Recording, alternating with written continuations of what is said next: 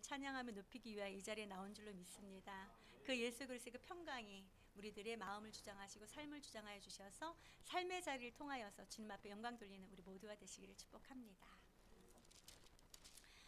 자, 오늘 저와 여러분들은 마태복음 18장 마태복음 1장 18절로 25절까지 말씀을 같이 읽었는데요. 본문으로 보았는데 여러분 오늘 말씀의 제목이 무엇입니까?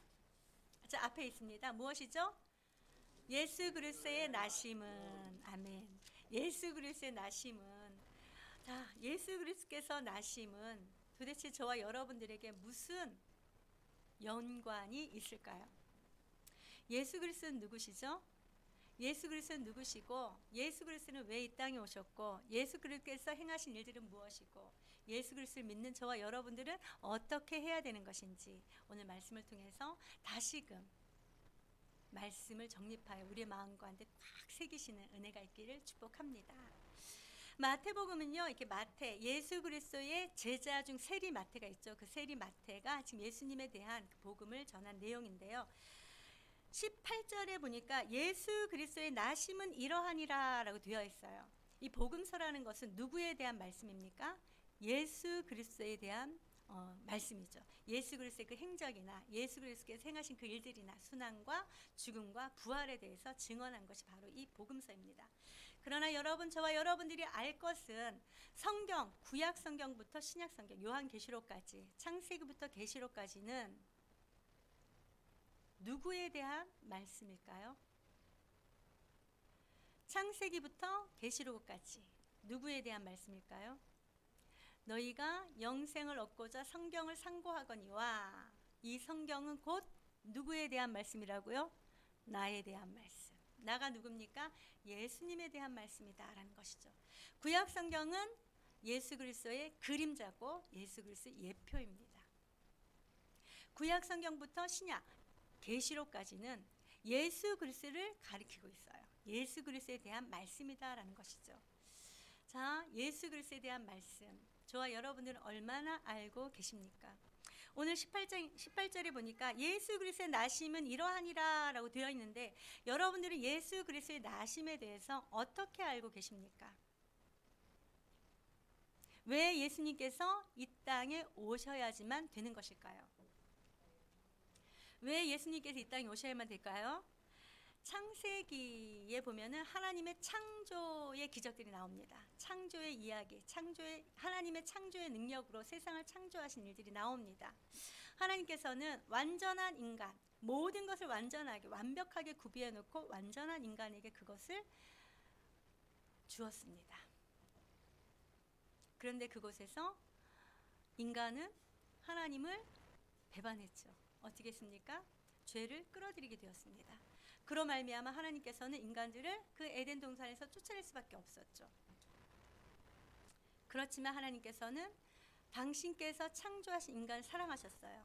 그래서 이렇게 언약을 하십니다. 창세기 3장 15절에 보니까 내가 너로 여자와 원수가 되게 하고 내 후손들도 여자의 후손과 원수가 되게 하리니 여자의 후손은 내 머리를 사랑하게 할 것이요 너는 그의 발꿈치를 사랑하게 할 것이니라. 무엇입니까? 우리가 잘 알다시피 무슨 언약이요? 무슨 언약이라 그러죠? 네, 여자의 후손으로 오실 메시아 원 약속이라고 이렇게 말씀하고 있죠.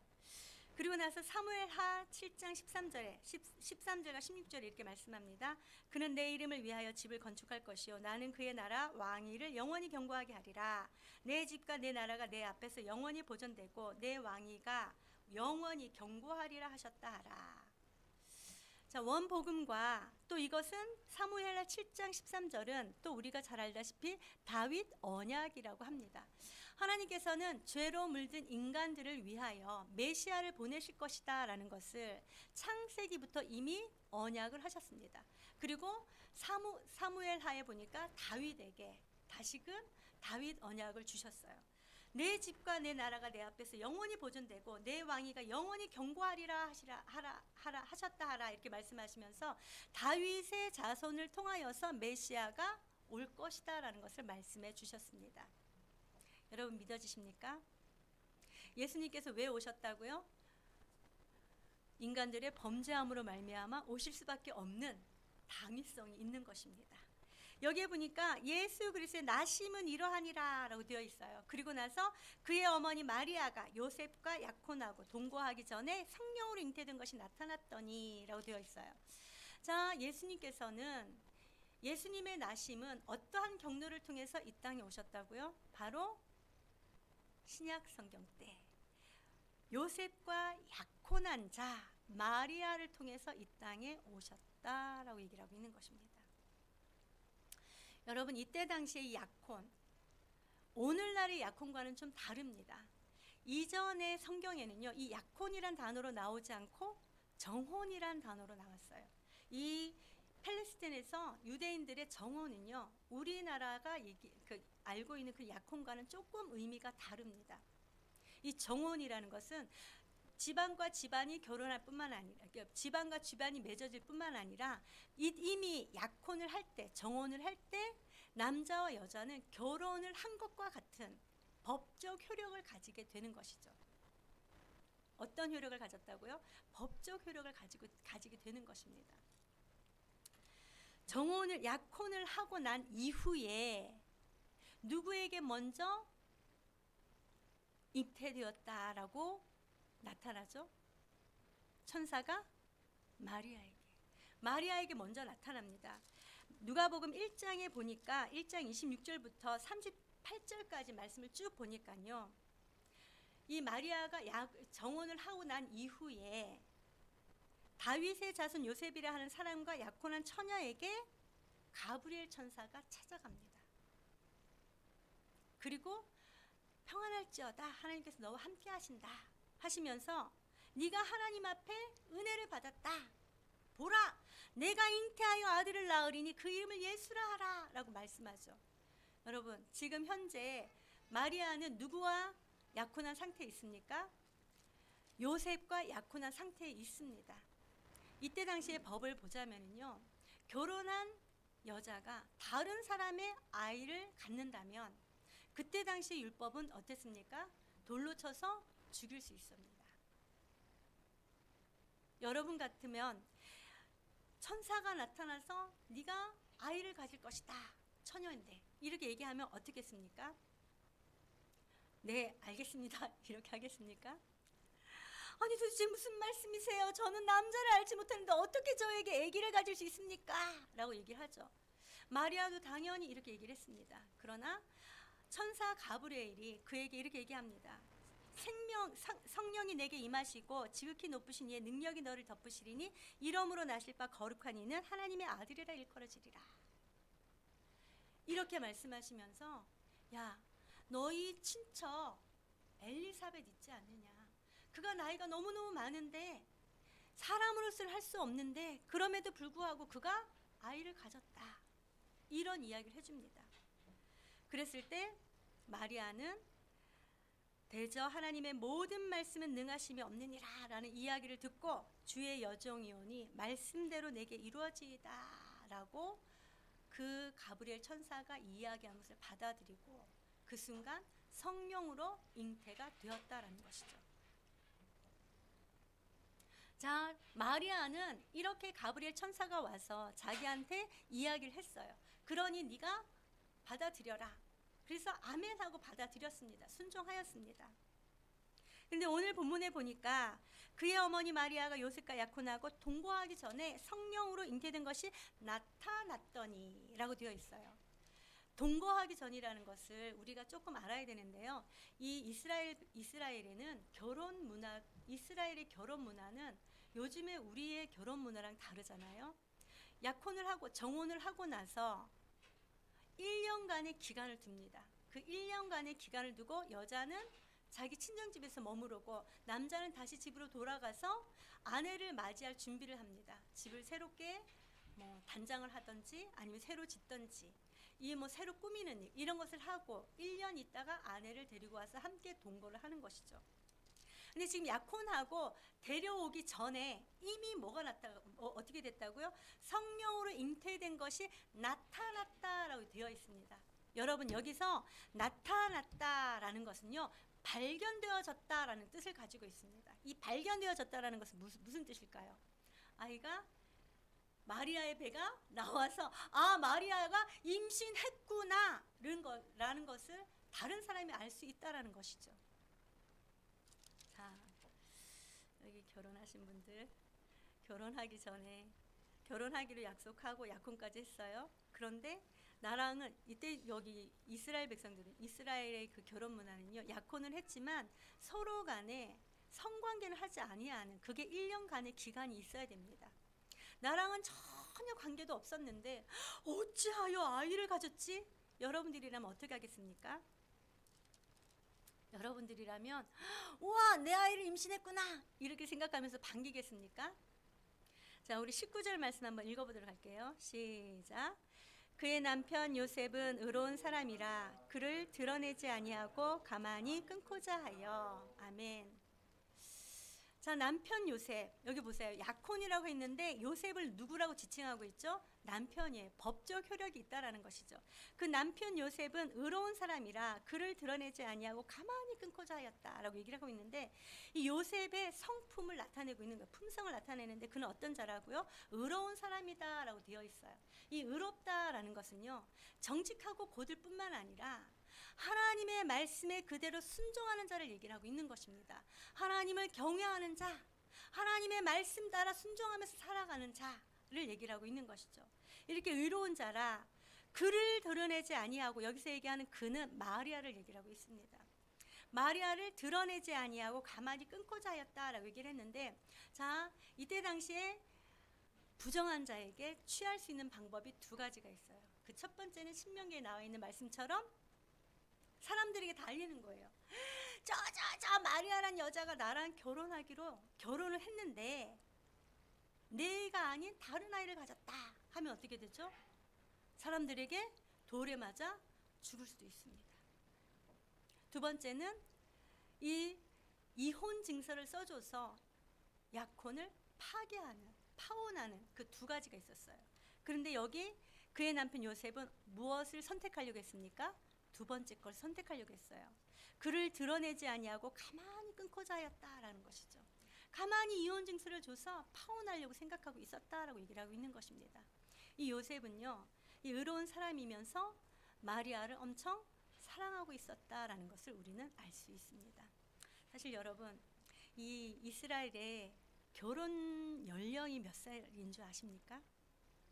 결혼 연령? 남자는 최저 연령이 13세부터 결혼할 수 있어요. 여자는 최소 연령 12세부터 결혼할 수 있어요. 그리고 남자가 20세가 넘어서 결혼하지 못하면 수치스러운 일이다라고 생각하는 그럴 때였습니다. 그렇다면 이 마리아와 요셉의 나이는 10대 초반이나 후반 이 정도 됐을 거라는 얘기를 하는 것이죠.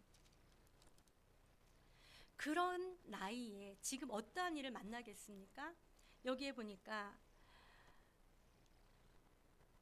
남편 요셉은 의로운 사람이라 그를 드러내지 아니하고 가만히 끊고자 하였다라고 얘기를 하고 있는 것은, 이 어린 나이 요셉임에도 불구하고 아내 마리아를 너무도 사랑하는 그 마음으로 이 모든 일을 크게 드러내지 아니하고 크게 벌리지 않고 빨리 접으려고 하는 그런 모습을 보게 되는 것이죠.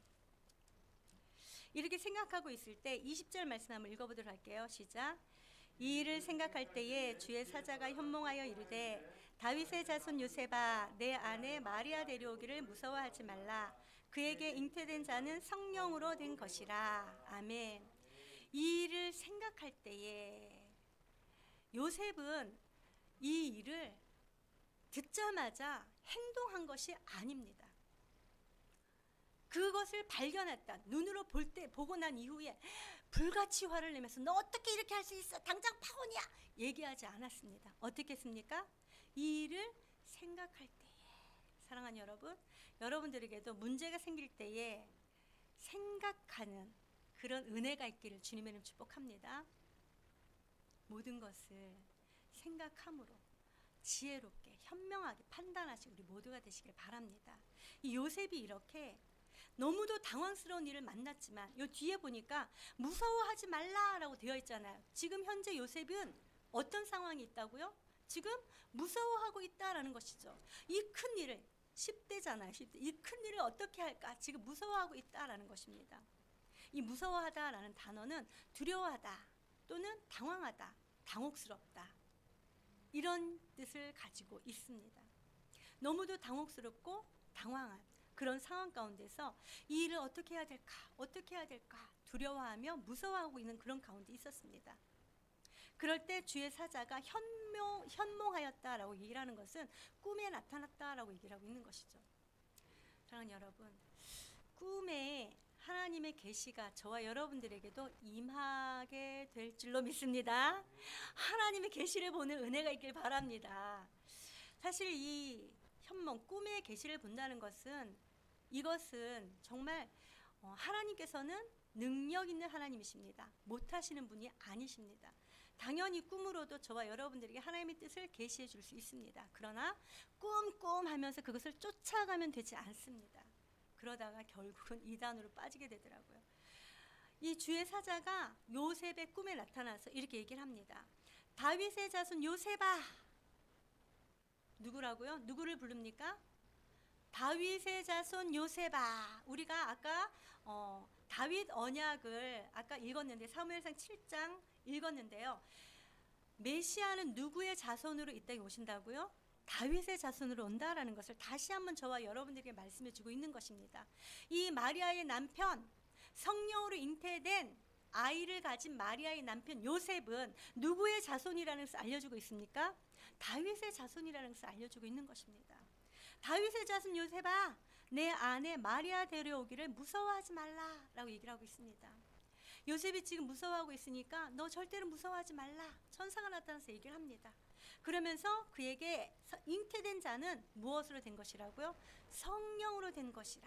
여기 그는 누구죠? 마리아죠. 마리아에게 잉태된 자는 성령으로 된 것이다 라는 세 가지 이야기를 하고 있습니다.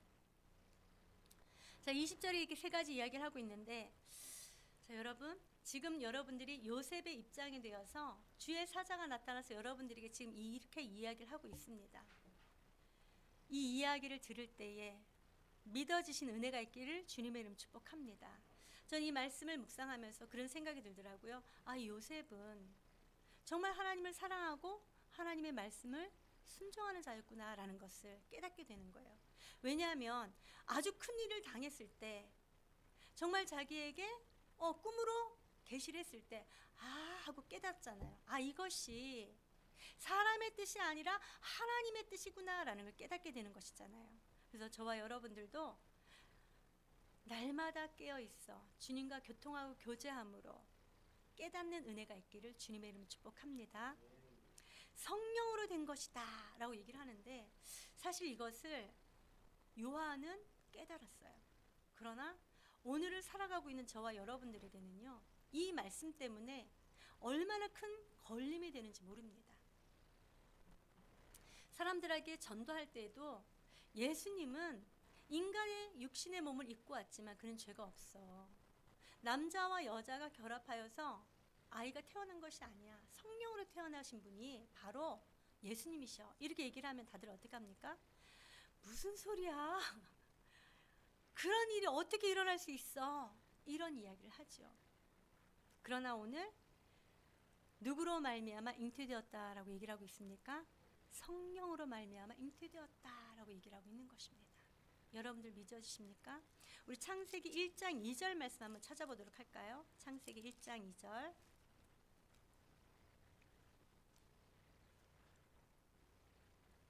한번 읽어보도록 합니다. 시작. 땅이 혼돈하고 공허하며 흑암이 깊음 위에 있고 하나님의 영은 수면 위에 운행하시니라. 아멘. 자, 여기에 보니까 하나님의 영은 수면 위에 운행하시니라 라고 말씀하고 계시죠.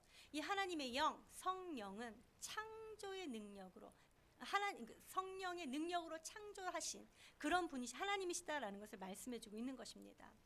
하나님께서는 창조의 능력이 있으신 분입니다. 창조의 기적을 베푸시는 분이십니다. 그 성령 하나님께서 처녀에게 잉태하게 하셨다라고 얘기를 하고 있는 것입니다. 이 모든 것이 저와 여러분들에게 믿어지는 은혜가 있길 주님의 이름으로 축복합니다. 자, 그리고 나서 네 번째 이 주의 사자가 요셉에게 이렇게 얘기를 합니다. 21절 시작. 아들을 낳으리니. 자, 마태복음 1장 21절 시작. 아들을 낳으리니 이름을 예수라 하라. 이는 그가 자기 백성을 그들의 죄에서 구원할 자이심이라 하니라. 아멘. 자, 네 번째로는 이 주의 사자가 요셉에게 나타나서 천사가 요셉에게 무엇을 얘기를 하고 있죠? 성령으로 잉태된 아기는 누구라고요? 아들이다, 딸이다? 아들이다 라고 얘기를 하고 있는 것입니다. 여러분, 임신하고 나면은 이 아들인지 딸인지 알 수 있습니까? 알 수 없습니다. 요새는 뭐 이렇게 의학이 발달되어서 초음파라든지 이런 걸 보면은 이제 나타나기도 하죠. 하지만 아들인지 딸인지 알 수 없어요. 지금 그것도 어느 기간이 지나야지만 아들이구나 딸이구나라는 것을 알 수 있습니다. 그런데 이 천사가 요셉에게 나타나서 마리아에게 잉태된 자가 누구라고요? 아들이다라는 것을 알려주고 있는 것입니다. 사랑하는 여러분, 이것은 곧 하나님의 개입을 저와 여러분들에게 말씀해주고 있는 것입니다. 사람이 개입한 것이 아니라 하나님이 친히 개입하셔서 아들을 주셨다라는 것을 얘기를 하고 있는 것이죠. 그리고 그 아들을 낳을 텐데 그 아들의 이름을 누구라 하라? 예수라 하라. 여러분, 이름은 누가 지어주는 것입니까? 누가 지어주죠? 대부분은 아빠가 많이 지어줍니다. 이 성경에는 많이 지어주는데 이 이름이라는 것은요, 그 사람의 전 인격이 드러나 있습니다. 그 사람이 태어나서 해야 할 사역까지 들어있는 것이 바로 그 이름입니다. 그 사람의 인격이 나타나는 것이 이름인 것이죠. 뿐만 아니라 이 이름은 언제 지어주는 것이죠? 뒤에 보니까 이스라엘의 아기를 낳으면 8일 만에 할례를 행합니다. 그리고 나서 그때의 아이 이름을 지어줍니다. 그런데 오늘 성령으로 잉태된 아들의 이름을 누가 알려주고 있습니까? 천사가 이미 알려주고 있다라고 얘기를 하고 있어요. 그 이름을 예수라 하라라고 얘기를 하고 있죠. 이 예수의 뜻이 무엇일까요? 자, 21절 뒤에 읽어볼까요? 이는 시작. 이는 그가 자기 백성을 그들의 죄에서 구원할 자이심이라 하니라. 아멘. 이 예수라는 이름은요, 여호와는 구원이시다라는 그런 뜻을 가지고 있어요. 여호와는 구원이시다. 따라서 그가 자기 백성을 그들의 죄에서 구원할 자다라는 것이죠.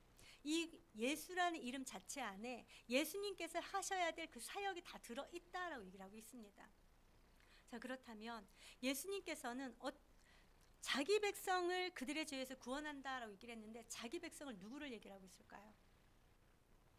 누가 자기 백성이 되는 것이죠? 예수님의 백성이 되는 것이죠? 바로 예수 그리스도를 믿는 모든 사람들을 이야기하고 있는 것입니다. 예수 그리스도를 믿는 모든 사람들을 그들의 죄에서 구원할 자이심이라. 어떻게 구원하셨습니까? 구원의 방법이 무엇이었죠? 구원의 방법. 죄에서 구원하시는데 어떻게 구원하셨죠? 십자가에서 구원하셨다라는 것이죠. 십자가의 죽음으로 말미암아 구원을 하셨다라고 얘기하고 있는 것입니다. 예수님께서도 친히 이렇게 말씀하셨어요. 마가복음 10장 45절 제가 읽어드릴게요. 인자가 온 것은 섬김을 받으려 함이 아니라 도리어 섬기려 하고 자기 목숨을 많은 사람의 대속물로 주려 함이니라. 예수님께서도 예수님의 그 사역을 이미 이렇게 말씀하고 계시는 것이에요. 내가 섬김을 받으려 온 것이 아니다. 오히려 섬기려 하고 내 목숨을 많은 사람들의 대신 속해주는 희생 제물로 주려고 왔다라고 얘기를 하고 있는 것입니다.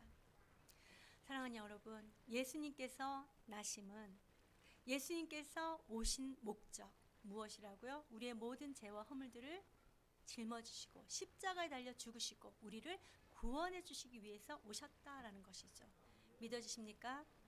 믿는 은혜가 있기를 주님의 이름 축복합니다. 자, 그러면서 22절 말씀 한번 읽어보도록 할게요. 시작.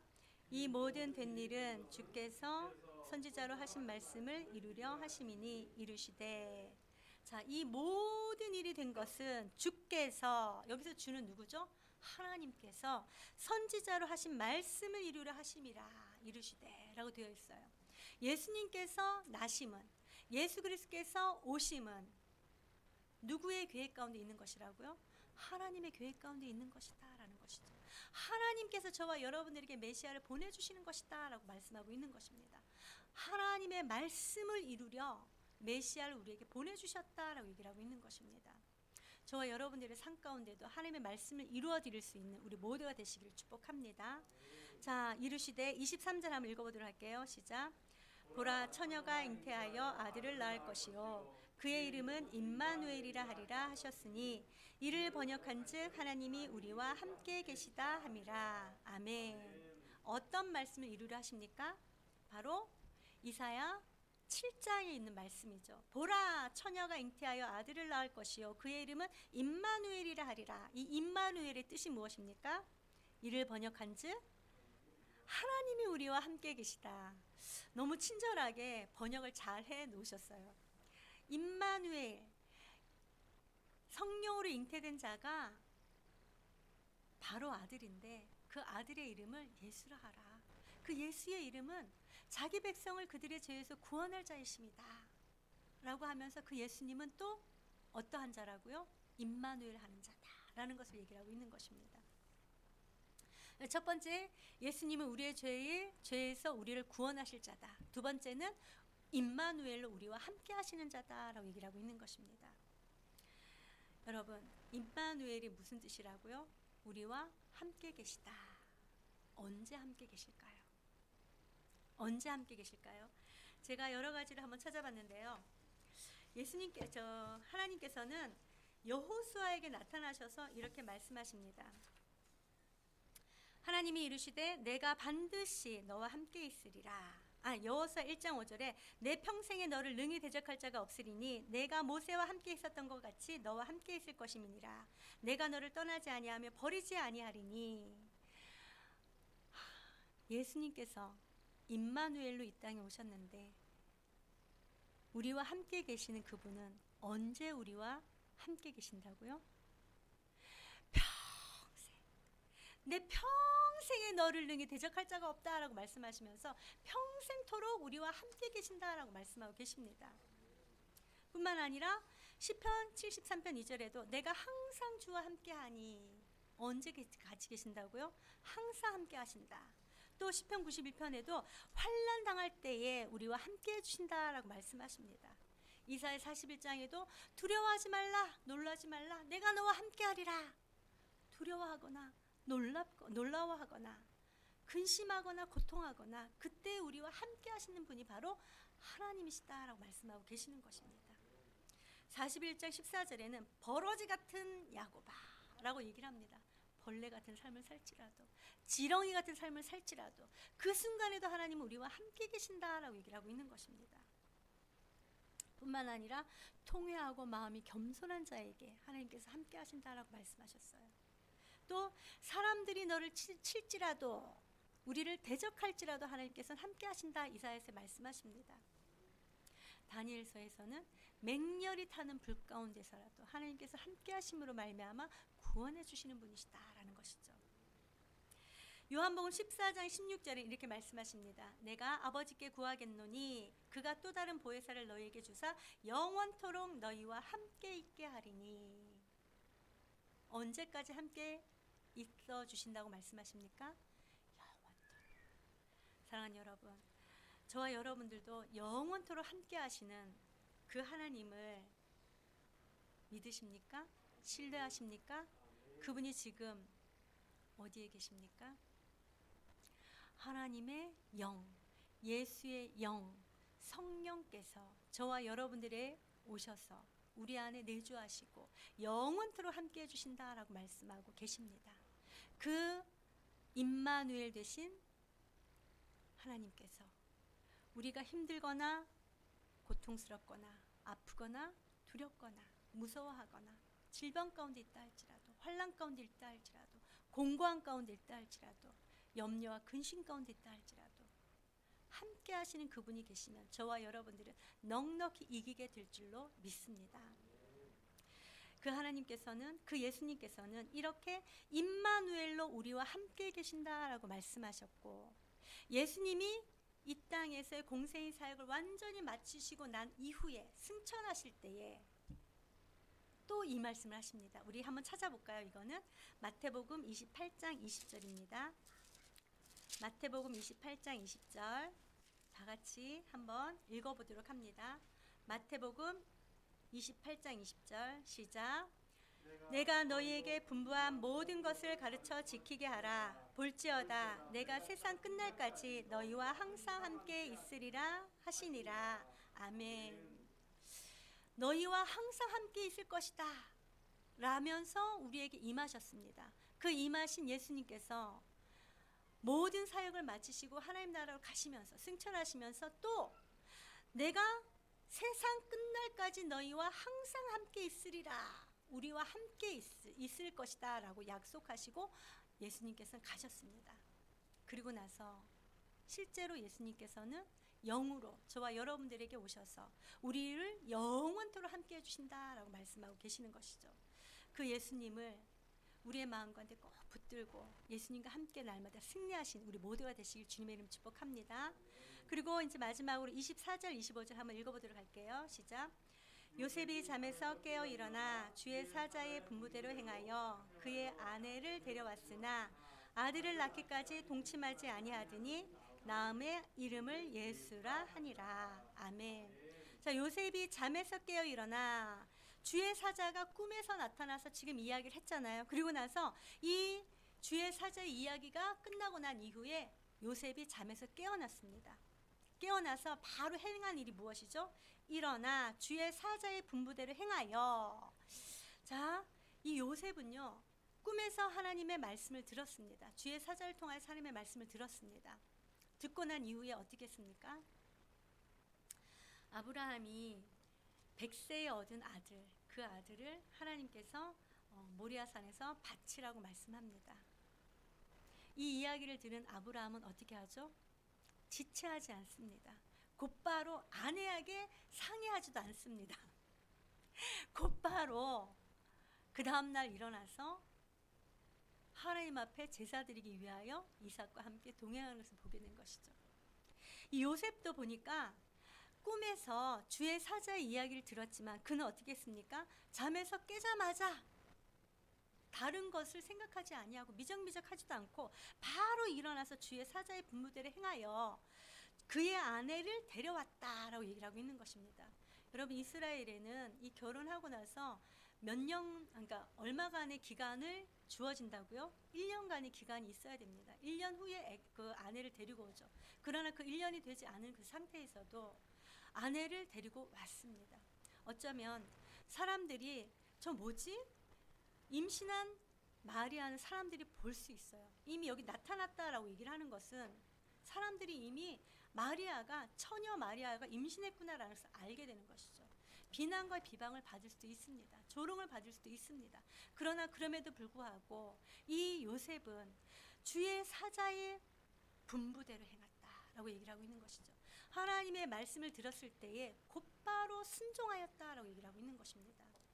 사랑하는 여러분, 하나님은 저와 여러분들에게 하나님의 능력으로 계시하십니다. 그리고 계시한 것을 깨달아 알 수 있도록 하십니다. 그러나 여러분, 계시한 그것을 듣고 깨닫고 행하는 것은 누구의 결단입니까? 하나님의 결단이 아니라 바로 그것을 들은 자, 깨달은 자의 결단이다라는 것을 얘기를 하고 있는 것이죠. 저와 여러분들에게도 이러한 결단이 있는 은혜가 있기를 주님의 이름 축복합니다. 이렇게 요셉이 곧바로 주의 분부대로 행하였다는 것은 오직 하나님을 신뢰하고 하나님만을 믿는 믿음의 순종이 있었다라는 것을 알 수 있는 것이죠. 오늘 저는 이 본문 말씀을 통하여서 이 예수 그리스도의 나심을 통하여서 우리가 알 수 있는 것. 첫 번째는 예수님은 어떤 분으로 오셨다고요? 우리를 죄에서 구원할 자. 두 번째는 임마누엘, 우리와 함께 계시기 위하여 오셨다라는 것이죠. 믿으시는 은혜가 있길 주님의 이름 축복합니다. 그 예수님을 온전하게 믿는 믿음으로 말미암아 우리의 모든 삶 가운데 주님과 함께 동행함을 인하여서 주님 주신 것 기쁨으로 충만한 우리 모두가 되시길 축복합니다. 그리고 두 번째는요, 요셉과 마리아를 보면서 우리가 어떻게 해야 될 것인지를 다시 한번 생각해 보는 것입니다. 이 요셉과 마리아는 주의 분부대로 행하였던 순종의 사람이었다라는 것을 우리는 볼 수 있습니다. 뿐만 아니라 하나님을 경외하고 하나님의 말씀을 따라 살아가던 자였습니다. 저와 여러분들도 하나님의 말씀에 순종하는 자 되시길 축복합니다. 하나님의 말씀에 더욱더 깊이 있게 따라가는, 신뢰하며 따라가는 우리 모두가 되시길 축복합니다. 그리고 세 번째는 우리가 행한 것을, 아니 깨달은 것을 행하는 그런 믿음이 있기를 주님의 이름 축복합니다. 야고보서에 보니까 행함이 없는 믿음은 죽은 믿음이다 라고 얘기를 하고 있죠. 나는 너에게 행함으로 나의 믿음을 보이겠다. 너는 나에게 어떻게 그 믿음을 보이겠느냐 이렇게 얘기를 했는데, 저와 여러분들은 행함으로 말미암아 우리의 믿음을 나타내는 은혜가 있길 주님의 이름 축복합니다. 내가 예수님을 믿는다고 하면서, 내가 예수님을 사랑한다고 하면서 삶의 뒷모습이 예수님의 말씀대로 살아가지 아니하고 하나님이 원하시는 대로 살아가지 아니한다면 그것은 예수님을 믿는 것인지 다시 한번 생각해 봐야 된다라는 것이죠. 우리의 삶의 뒷모습이 하나님의 말씀에 순종하는, 그리하여 다른 사람들이 아 저는 정말 하나님의 사람이구나, 아 예수님의 제자구나 라는 걸 깨닫게 하는 우리 모두의 삶이 되시기를 주님의 이름 축복합니다. 기도하도록 하겠습니다.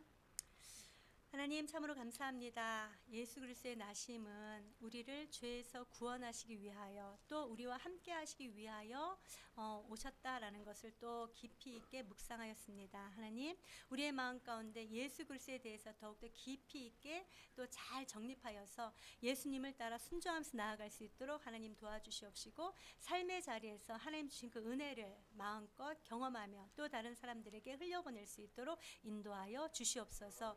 또 요셉과 마리아를 통하여서 정말 하나님을 신뢰하고 믿는 믿음과 순종의 그 순종의 본을 따라서 우리의 모든 삶에도 하나님을 온전하게 신뢰하고 믿고 순종하는 자로 살아갈 수 있도록 인도하여 주시옵소서. 그리하여서 삶의 모든 여정을 통하여 오직 하나님만을 더욱더 찬양하며 높이고 하나님께만 영광 돌려드리는 귀한 삶이 되게 하여 주시옵소서. 감사드리며 우리 주 예수 그리스도의 이름으로 기도하옵나이다. 아멘. 찬양하도록 합니다. 찬송가 126장 찬양하시면서 예물 봉헌하도록 합니다.